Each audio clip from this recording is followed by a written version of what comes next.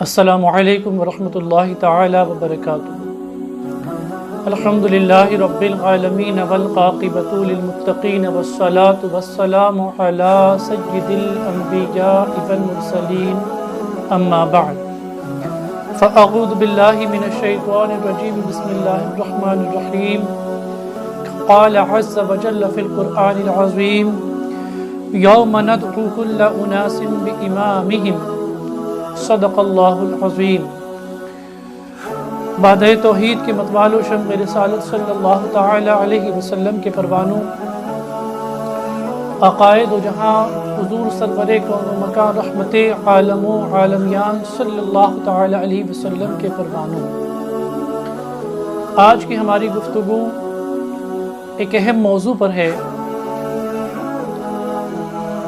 اور وہ موضوع ہے جس میں ہمیں اپنی آخرت کی تیاری کی طرف منفرد انداز میں دعوت دی گئی ہے۔ یوں تو قرآن و احادیث میں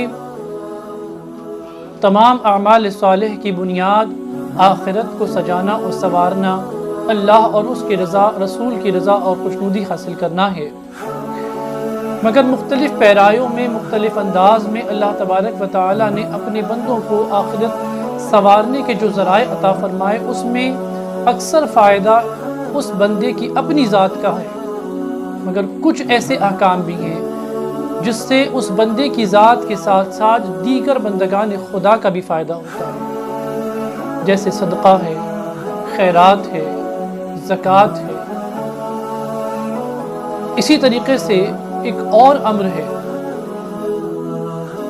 کہ اگر ہم اس طریقہ کار پر عمل کریں تو انشاءاللہ ہم اپنی آخرت کو اللہ اور اس کے رسول کی رضا کے ساتھ کامیابی سے ہمکنار کر سکتے ہیں۔ عزیزان ملت اسلامیہ، میں نے جو قرآن کریم کی آیت مبارکہ پڑھی، مولا کریم ارشاد فرماتا ہے، اور ہم جس دن یعنی بروز محشر لوگوں کو ان کے امام کے ساتھ بلائیں گے، ادعو ہم بلائیں گے کل اناس لوگوں کو بامامہم ان کے اماموں کے ساتھ۔ میں تفسیر بیان یہاں نہیں کروں گا، مگر اس آیت کریمہ کی روشنی میں ائمہ مساجد کے حوالے سے میں کچھ گفتگو کرنا چاہتا ہوں، کیونکہ یقیناً ائمہ مساجد قوم کے امام ہوتے ہیں، اور فقہ بھی اس بات کی طرف ہماری رہنمائی کرتا ہے کہ مسجد کا امام فقط ہماری پنج وقتہ نمازوں کا امام نہیں ہوتا، ہمارے لیے ضروری ہے کہ ہم اپنے اس پنج وقتہ نماز پڑھانے والے مسجد کے امام کو اپنا قائد تسلیم کریں، اپنی زندگی کے شعبوں میں اسے امام مانیں، اور اس امام کے لیے بھی ضروری ہے کہ وہ ہماری رہبری اور رہنمائی کریں۔ آج میں آپ کے سامنے ائمہ کرام کے حوالے سے ان کی نجی زندگیوں پر کچھ روشنی ڈالنا چاہتا ہوں۔ عزیزان گرامی، ماہ سیام ہے، رمضان المبارک کا مہینہ ہے، حفاظ مسجدوں میں تراویح ادا کرتے ہیں، تراویح پڑھاتے ہیں، ان کے پیچھے سامع ہوتے ہیں، مسجد کے امام صاحب بھی ہوتے ہیں، خدام اور مؤذنین بھی ہوتے ہیں۔ یقیناً رمضان المبارک کی نسبت سے ائمہ کی خدمت کی جاتی ہے، اور وہ حفاظ جو تراویح پڑھانے آتے ہیں ان کی بھی خدمت کی جاتی ہے، مگر یہ معاملہ صرف رمضان شریف کی حد تک رہتا ہے کہ ہم اس میں اپنی مسجد کے امام، مؤذن اور وہ حافظ جو تراویح پڑھانے کے لیے تشریف لائے تھے ان کی خدمت کرتے ہیں۔ ہمارے لیے یہ بہت بڑے افسوس کی بات ہے، بہت بڑے دکھ کی بات ہے، المیہ کی بات ہے کہ ہم نے اپنی مسجدوں کے امام کو اپنا خادم، معاف کیجئے لفظ خراب استعمال کر رہا ہوں، مجھے خود دکھ ہوتا ہے، مگر صورتحال اس سے مختلف نہیں سمجھ رکھا ہے۔ امام وہی موضوع پر گفتگو کر سکتا ہے جس موضوع پر ٹرسٹی اس سے گفتگو کروانا چاہتے ہیں۔ اگر امام فجر میں تلاوت طویل کر دے تو ٹرسٹیز کہتے ہیں امام صاحب تلاوت زیادہ ہونے لگی ہے، تھوڑی کم کریے، عشاء میں تلاوت طویل کر دیں، امام صاحب تلاوت زیادہ ہو رہی ہے کم کر دیں۔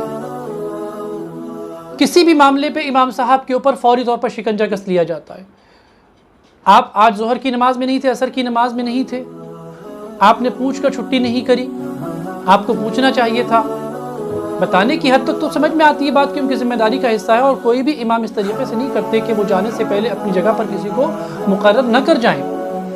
باوجود اس کے جو ٹرسٹیان کا انداز گفتگو ہوتا ہے اور جو ان کے ساتھ برتاؤ اور رویہ ہوتا ہے وہ تحکمانہ ہوتا ہے۔ مسجد کا ٹرسٹی یاد رکھیں مسجد کا نوکر ہے، مسجد کا خادم ہے، مسجد کا رکھوالا ہے، دیکھ ریکھ کرنے والا ہے۔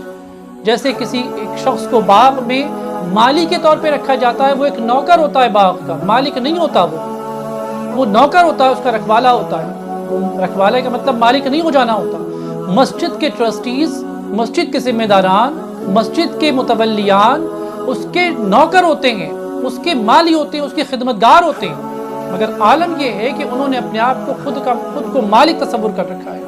ان کے لب و لہجے میں، ان کی طبیعت کے اندر میں وہ اکڑفو دیکھنے میں آتی ہے، وہ تکبر دیکھنے میں آتا ہے، وہ تحکمانہ انداز گفتگو ان کا ہوتا ہے۔ وہ سمجھتے، سوچ کے دیکھیے، اللہ کے گھر کو اللہ نے تم کو سنبھالنے کی سعادت بخشی ہے تو تمہیں اللہ کا شکر ادا کرتے ہوئے اپنی طبیعت میں عاجزی اور انکساری رکھنی چاہیے تھی۔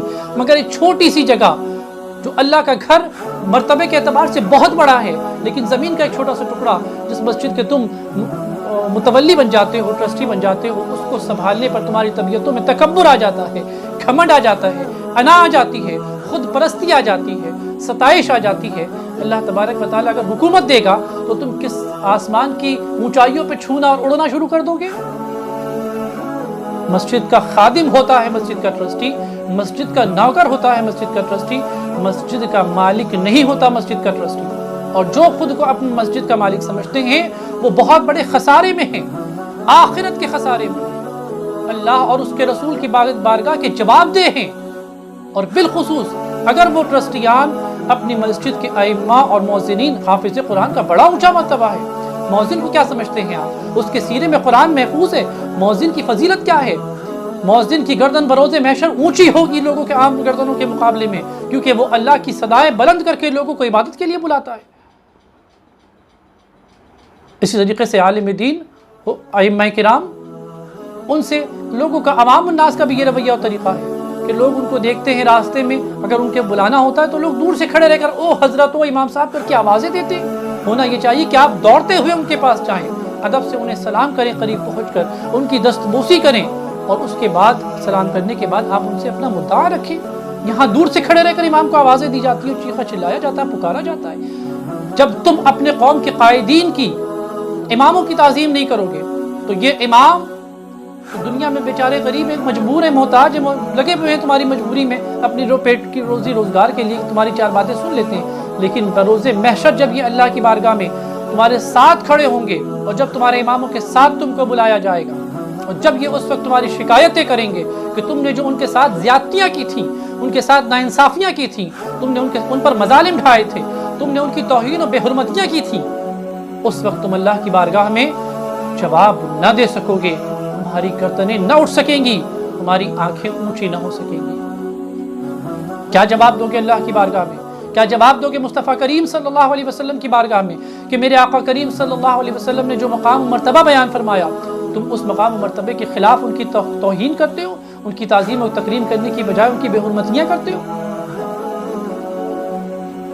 اگر آپ تھوڑا سا مسجد کے امام صاحب کی خدمت کر دیتے ہیں کچھ پیسوں سے تو کوئی احسان، اور ٹرسٹیز نہیں، عوام الناس بھی، عوام بھی اگر کوئی خدمت کرتی ہے، ہدیہ نذرانہ دیتی ہے، تو کیا ان کو غلام بنا لیتی ہے؟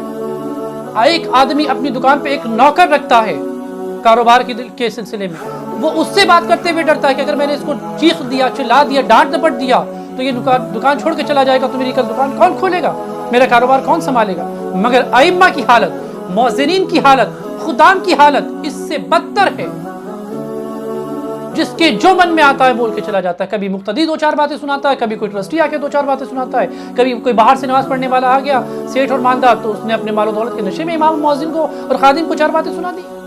کیا سمجھتے ہیں آپ ان لوگوں کو؟ حدیث پاک میں میرے آقا کریم صلی اللہ علیہ وسلم نے فرمایا، حدیث پاک کا مفہوم ہے کہ مومن کا دل نہ دکھاؤ کہ اس کے دل کی جو آہ نکلتی ہے وہ عرش کو ہلا دیتی ہے، یہ منہ سے تمہیں کچھ نہیں کہتے، ان کا دل دکھتا ہے، تم ان کی عصمت کو، ان کی ناموس کو، ان کے مقام و مرتبے کو ٹھیس پہنچاتے ہو۔ تمہیں کیا لگتا ہے یہ عالم ہے، یہ حافظ ہے، ان کی کوئی قدر و قیمت نہیں ہوتی ہے؟ ان کے دل سے آہ نکلتی ہے، اور یہ آہ بڑے بڑے تجار کو، بڑے بڑے عمرا اور رؤسا کو زمین دوز کر سکتی ہے، زمین دوز کر سکتی ہے۔ کبھی امام کی توہین نہ کرو، کبھی مؤذن کی توہین نہ کرو، کبھی خادم کی توہین نہ کرو، اپنے ائمہ کی تعظیم و تکریم کرو۔ اور جب تم اپنے ائمہ، مؤذنین اور خدام کی تعظیم نہیں کرو گے تو غیر لوگ کیا کرنے لگے، کہاں سے کرنے لگے اور کیوں کرنے لگے؟ اور اگر وہ توہین کرتے تو تمہیں بڑا جلال آ جاتا ہے۔ جب تم خود کسی کی تعظیم و تکریم نہیں کرتے تو تم کسی اور سے ایکسپیکٹ کیسے کر سکتے ہو کہ کوئی ان کی تعظیم و تکریم کرے، ان کا ادب و احترام کرے؟ اور مسلمان کے لیے ضروری ہے کہ وہ اپنے مسجد کے امام کی تعظیم و تکریم کرے، ان کا احترام کرے، ان کی دستبوسی کرے۔ بس جب بھی آپ کو موقع ملے، اپنے فرصت کے لمحات میں ان کی بارگاہ میں جا کے بیٹھو۔ صاحبان ثروت، ان کے لیے یہ لازم ہے کہ وہ وقتاً فوقتاً اچھی رقم سے، پاکیزہ رقم سے ایک خطیر اماؤنٹ طے کر لیں اور ماہانہ امام صاحب کی خدمت میں تحفتاً نذرانے کے طور پر پیش کریں۔ آپ کا پیٹ ہے، آپ کی بھوک ہے، آپ کے بچے تعلیم حاصل کرنے کا حق رکھتے ہیں، آپ ایک اچھے گھر میں رہنے کا حق رکھتے ہیں، آپ اچھی غذا کھانے کا حق رکھتے ہیں۔ تو مجھے بتائیے، مسجد کا امام اچھی غذا کیوں نہ کھائے؟ مسجد کا امام و مؤذن اچھے کپڑے کیوں نہ پہنے؟ مسجد کا امام و مؤذن و خدام اپنے بچوں کو اچھی تعلیم کیوں نہ دیں؟ مسجد کے مؤذن اور امام اور خدام اپنے ذاتی مکان میں کیوں نہ رہیں؟ وہ زندگی کی خوشیاں کیوں نہ حاصل کریں؟ جب آپ کا بسر 8,000 7,000 9,000 10,000 میں نہیں ہوتا، آپ اپنی دکان کے نوکر کو 15,000 روپے دیتے ہو، نوکر کو آپ 12,000 روپے دیتے ہو، تو نوکر سے تو کتنا اونچا مقام امام کا ہے، مؤذن کا ہے۔ ان کی 10,000 8,000 9,000 تنخواہیں رکھی ہیں۔ چیدہ مساجد ایسی ہیں جب 12-15,000 ان کے مشاہرے ہیں، ان کے نذرانے ہیں، لیکن اکثر آج بھی مساجد ایسی ہیں جہاں 8,000 9,000 10,000۔ ایک گھر میں آپ اپنے گھر میں الیکٹرک کا کام کروائیے، یوں آپ کے ہزار روپے خرچ ہو جاتے ہیں۔ اپنے گھر میں رنگ روگن کا کام کرائیے، 40-50 ہزار روپے یوں آپ کے خرچ ہو جاتے ہیں۔ وہ گھر میں کام کرنے کے لیے آنے والا شخص 800-900 روپے روز کی مزدوری لیتا ہے، جس کی کوئی تعظیم نہیں ہے، جس کی کوئی تکریم نہیں ہے، جس کا مذہب میں کوئی مقام و مرتبہ نہیں ہے، اور آپ اس کو 2-4 بات اونچی نہیں بول سکتے ہو، آپ اس سے من مرضی کام نہیں کروا سکتے ہو، اور جب آپ اس سے کوئی بات ایسی کہتے ہو جو اس کو بری لگتی ہے، وہ آپ کو پلٹ کر جواب دے دیتا ہے، اور آپ کو یہ ڈر رہتا ہے کہ وہ میرا کام چھوڑ کر چلا جائے گا۔ لیکن مسجد کے امام کو ایسا دبایا جاتا ہے، ایسی بے حرمتی اور توہین کی جاتی ہے کہ الامان والحفیظ۔ اور بڑے خوش قسمت ہیں وہ ٹرسٹیان، وہ مسجد کے متولیان، اللہ ان کی عمروں میں، ان کی صحت میں، ان کے مال میں، ان کی اولاد و نسل میں، گھر بار میں برکتیں عطا فرمائے، انہیں اپنی رحمتوں سے نوازے، جو ائمہ کی، مؤذنین کی، خدام کی تعظیم و تکریم کرتے ہیں، ان کے ساتھ ادب و احترام سے پیش آتے ہیں، ان کی خدمت میں وقتاً فوقتاً اپنے مال کا نذرانہ پیش کرتے رہتے ہیں، ان کو ہدیے تحفتاً پیش کرتے رہتے ہیں۔ میں اپنے بچپن کی بات عرض کروں تو ہمارے ہاں کا معمول تھا کہ والد گرامی ہمارے بچپن میں ہم نے دیکھا کہ جمعہ کو اکثر جس مسجد میں نماز ادا فرماتے، مختلف مساجد میں امامت نماز ادا فرماتے تھے، اور جس مسجد میں نماز ادا فرماتے وہاں کے امام صاحب سے درخواست فرماتے، انہیں اپنے گھر لے کر آتے اپنے ساتھ میں۔ ہر جمعہ کا معمول اہتمام، ان کو ساتھ لانے کے بعد ان کو گھر میں ساتھ میں کھانے کی دعوت ہوا کرتی تھی۔ ہم بھائیوں کو تاکید تھی کہ ہم ان کی چپلوں کو اٹھائیں، ہمیں تاکید تھی ان کے ہاتھ دھلائیں، ہمیں تاکید تھی ہم ان کو کپڑا دیں ان کے ہاتھ پوچھنے کے لیے، ہم ان کی بارگاہ میں ادب سے ہاتھ باندھ کر کھڑے رہتے تھے، ہمیں کھڑے رہنے کا سلیقہ سکھایا گیا تھا، ہمیں ہاتھ دھلانے کا سلیقہ سکھایا گیا تھا، ہمیں امام سے حضرت کہہ کر دھیمی آواز میں بات کرنے کی تہذیب دی گئی تھی۔ آج کن گھروں میں ایسا ہے کہ سینکڑوں لوگ نماز پڑھنے کے لیے مسجد میں جاتے ہیں، مگر وہ کون شخص ہے جو اپنے گھر میں امام صاحب کو جمعہ کے لیے کھانا کھانے کے لیے ساتھ لے کر آتا ہو؟ شاذ و نادر، میں نہیں کہتا کہ سماج میں معاملہ ختم ہو چکا، لیکن ختم ہونے کے قریب ضرور پہنچا ہے۔ شاذ و نادر کوئی گھر ایسا ہو جہاں اللہ نے کسی کو توفیق دی اور وہ اس طرح کا معاملہ ہر جمعہ کرتے ہوں یا بسا اوقات کر لیتے ہوں، مگر آج یہ چیز دیکھنے میں نہیں آتی۔ کم از کم مسجد کے متولیان اس چیز کے اہتمام کریں، اور وہ لوگ جو صاحبان ثروت جنہیں اللہ نے نوازا ہے اکثر لوگ اپنے گھروں میں اچھا کھاتے پیتے ہیں، تو جو لوگ اپنے گھروں میں اچھا کھاتے پیتے ہیں، اچھا پہنتے اوڑھتے ہیں، یہ ان کی مذہبی ذمہ داری ہے، ملی فریضہ ہے۔ اگر آپ چاہتے ہو کہ بروز محشر جب آپ کو آپ کے امام کے ساتھ اٹھایا اور پکارا جائے تو وہ امام آپ کے حق میں اچھی شہادتیں پیش کرے اور وہ آپ کی بخشش و مغفرت کا سامان بن جائے، تو اپنے مسجدوں کے ائمہ کی، مؤذنین کی، خدام کی خدمت کریں۔ یہ آپ کے خادم نہیں ہیں، آپ ان کے خادم ہیں۔ مسجد کے خادم کے ٹرسٹیان خادم ہوتے ہیں، مسجد کے مؤذن کے ٹرسٹیان خادم ہوتے ہیں، مسجد کے ائمہ کے ٹرسٹیان خادم ہوتے ہیں۔ اس لیے جب ان کو ہدیہ دیں، نذرانہ دیں، بڑے ادب و احترام کے ساتھ دیں، بڑی عاجزی انکساری کے ساتھ پیش کریں، اور ان کے جو مشاعرے کو ایسا مقرر فرمائیں کہ جن سے ان کا گزر بسر آسان ہو سکے۔ 4 بچے ہوتے ہیں، 6 بچے ہوتے ہیں، کرائے کے مکان پر رہتے ہیں، نہ بھی رہتے ہو اگر اپنے مکان میں رہتے ہو، گزر بسر کتنا مشکل ہو جاتا ہے۔ آپ دنیا سے جہاں آپ ملازمت کرتے ہو کہتے ہو مہنگائی بڑھ گئی، آپ کاروبار کرتے ہو قیمتیں بڑھا دیتے ہو، ملازمت کرتے ہو آپ سیلری کی ایکسپیکٹیشن بڑھا دیتے ہو، اپنی سیلری انکریز کرنے کی بات کرتے ہو، تو آپ جب سیلری اپنی انکریز کرنے کے تعلق سے سوچتے ہو اور ڈیمانڈز کرتے ہو تو آپ کیوں نہیں سوچتے کہ آپ کا فرض بنتا ہے کہ آپ مسجد کے ائمہ کی، مسجد کے مؤذنین کی اور مسجد کے خدام کی سیلریز کو انکریز کریں؟ کیا ان کو مہنگائی نہیں لگتی؟ کیا دودھ، تیل، شکر، خورد و نوش کی اشیاء ان کے لیے مہنگی نہیں ہوتی ہیں؟ مہنگائی صرف آپ لوگوں کو محسوس ہوتی ہے؟ یا ان کے لیے ایسا ہے کہ وہ پیٹ پر حضور صلی اللہ علیہ وسلم کے نائب ہیں بھائی علماء، تو پیٹ پہ پتھر باندھ کے رہے؟